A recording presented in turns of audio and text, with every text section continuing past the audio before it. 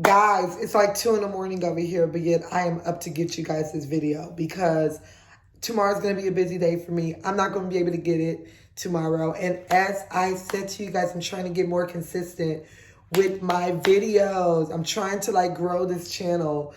So this is Ree, guys. And if you like what I got to say, if you love it, if you agree, even if you disagree, comment, subscribe to hear more of my views. We're going to do Married at First Sight.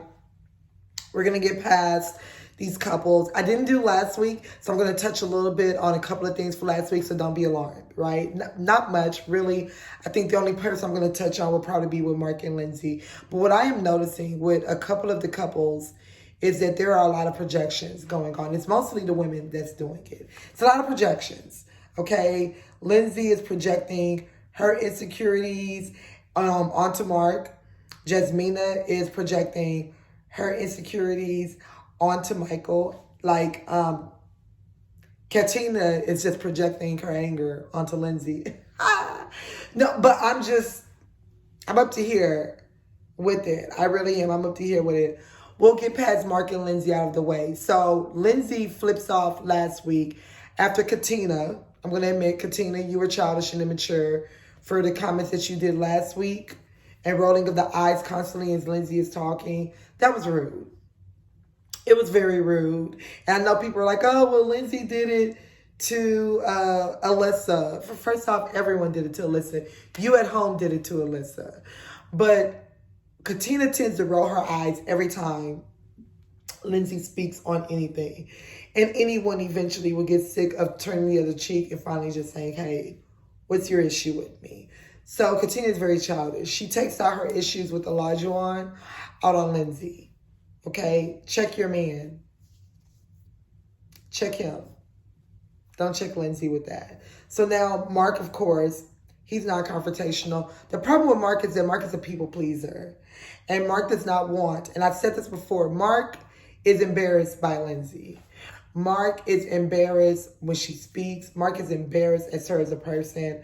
Mark does not want to be the one to not just stop her from her unfiltered talking, but also diffuse situation between her and other people. There are some people that are just non-confrontational. Mark is one of those people. And non-confrontational people do not mesh well with people that are confrontational, which is what Lindsay is. So I just don't see that working in any shape, form, or fashion.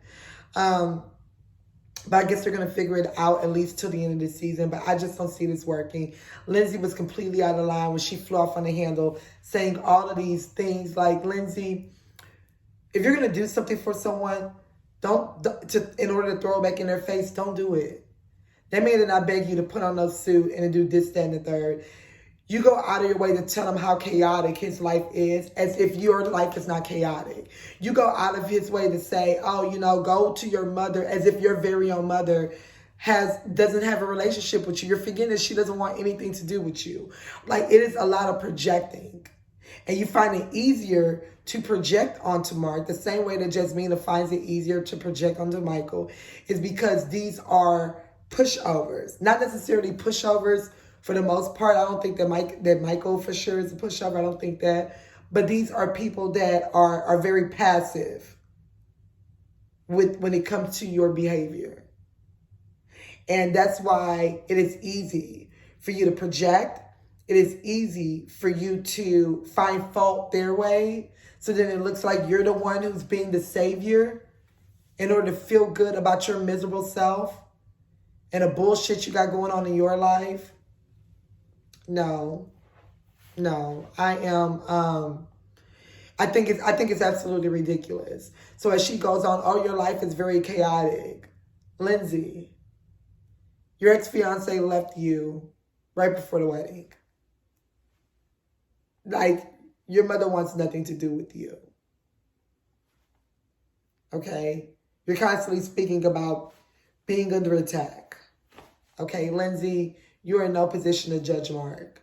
Okay, the only difference between Mark and you is that he has bed bugs or roaches, whatever. But you're in no position to judge Mark, and to go out of your way to look down on him simply because of his income and all these things. You're trying to make up for your insecurities, baby girl. And you're thinking that you're trying to put like one foot ahead of his. It only shows how beneath him you are. So there's that. Okay, you make it so easy for the public to attack you. You're not ready for marriage. Okay, like you're talking about, oh, you're chaotic and oh, what is it that you like about me? It took me a long time to figure out something. Because, baby girl, I don't even like you. I don't like you. And I'm not the one that has to lay next to you. I think half of America will agree to that as well. Okay, so then there's that. While I'm on it, another projector, Jasmina. Jasmina does not like Michael.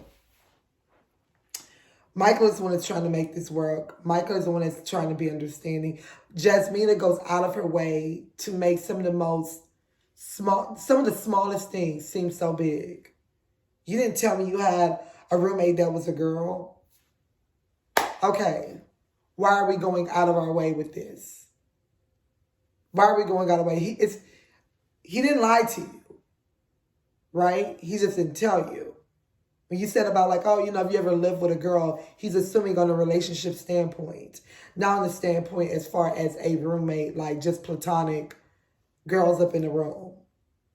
Doing their own thing, probably got their own man. And you went to go and draw that out. Jasmine, you've drawn everything out. Jasmine, you going on, oh, he needs to open up. You haven't opened up at all. You come from just as much dysfunction as he does. You were raised by your father's ex-wife while your biological parents went on elsewhere, right? And that's not no dig.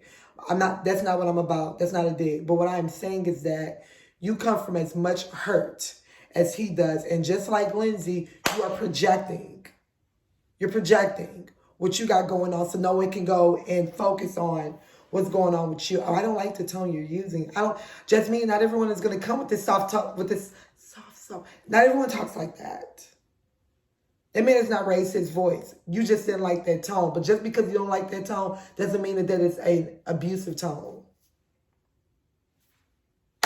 I need you to get that together. Let me tell you what abuse is. Abuse is Olajuwon. Abuse is Olajuwon. Olajuwon is mentally, verbally abusive. And Katina, based on the fact that you spoke about your ex-boyfriend, I'm not going to say that you attract these men. We're not blaming you whatsoever. But what I'm saying is that you're repellent. Like your ability to recognize it and go, that's a trigger. I don't want nothing to do with you.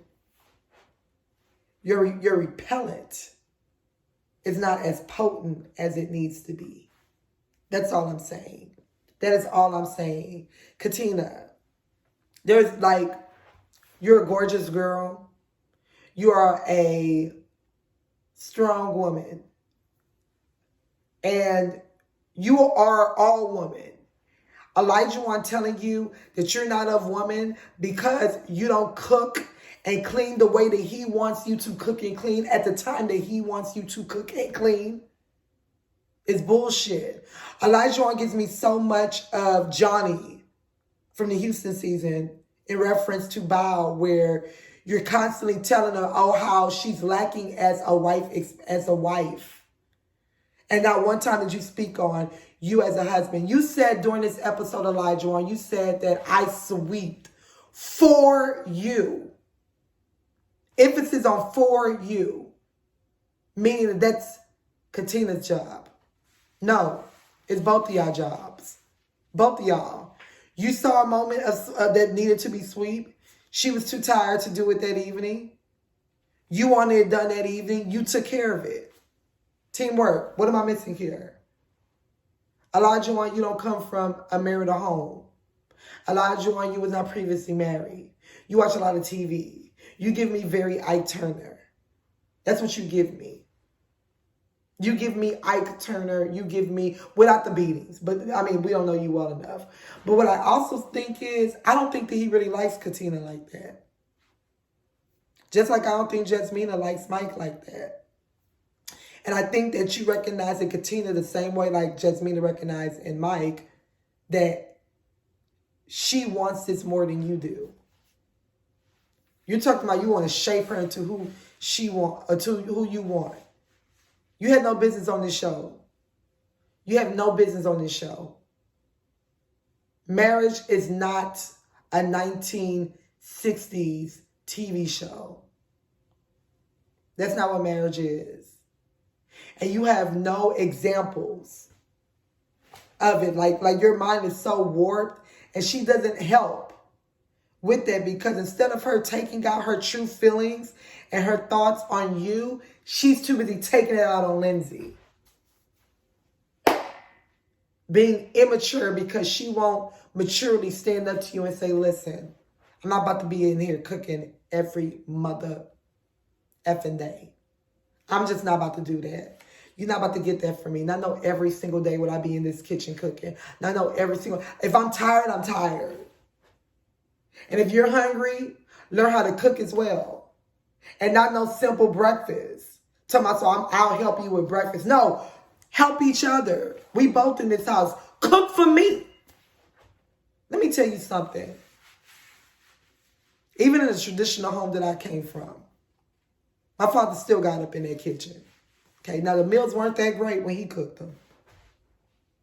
But he still got up in that kitchen. Okay? Like, that man still will sweep and clean. His cleaning was better than my mother's. To be honest. You know what I mean? But he still carries some weight there. Olajuwon is stuck in this time zone. That is, he's in a time machine that's made a permanent stop into a decade that is more than 60 years old. Okay?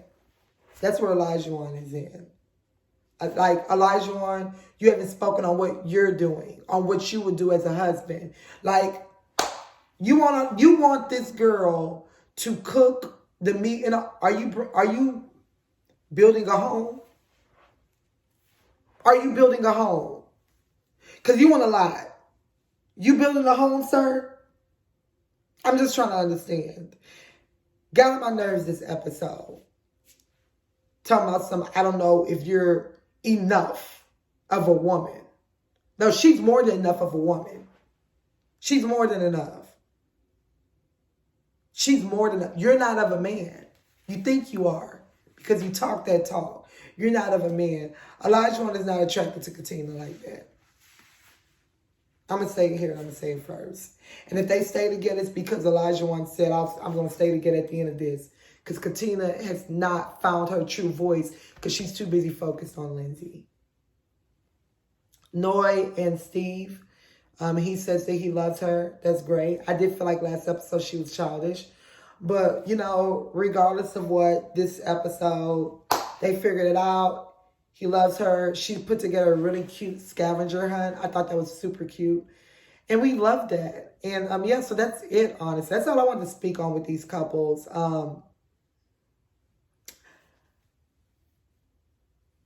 I need these ladies, and I'm just speaking of the three, of Jasmina, of Lindsay, of Katina. Stop projecting. Stop projecting. Jasmina, stop projecting your own traumas and your own guard. Stop projecting that onto Michael. Okay? Lindsay, stop projecting your insecurities and your lack of love and your own dysfunction onto Mark, okay? And Katina, stop projecting your anger and your frustration and your short fuse onto Lindsay. Handle that with your man. Okay, bye guys. That's all I wanted to say. Yeah, so like, comment, subscribe, and, you know, let me know what you guys think about this episode. Tell me anything. Let's talk.